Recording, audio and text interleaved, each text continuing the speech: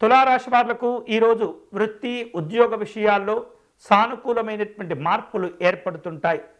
ఆర్థికపరమైనటువంటి అంశాల్లో కొంత ఒత్తిడి కూడా ఉండబోతుంది. కుటుంబ సభ్యులతో పలు రకాల ముఖ్యమైనటువంటి విషయాలు చర్చిస్తూ ఉంటారు. వ్యాపారంలో మీకు కలిగేటటువంటి నూతన ఆలోచన విధానాలను కార్యరూపంలో అమలు పరిచేటటువంటి ప్రయత్నాలు కూడా చేస్తుంటారు.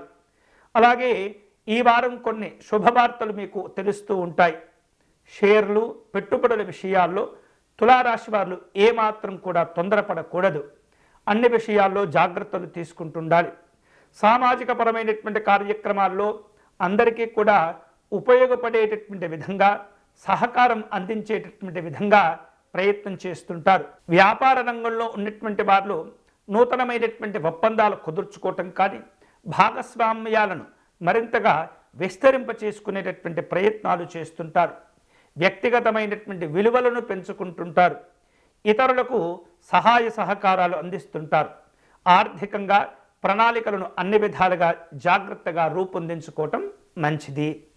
ఈ వారంలో తులారాశి వారు మరిన్ని శుభ ఫలితాలు పొందేందుకై శ్రీకృష్ణ పరమాత్మని పూజించటం మంచిది.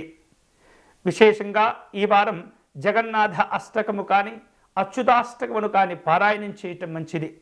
శ్రీకృష్ణ పరమాత్మునికి తులసి అర్చన నిర్వహించటం, వెన్నను నివేదన చేయటం ద్వారా తులారాశి వారు అనుకున్నటువంటి పనులు పూర్తి చేయగలుగుతారు.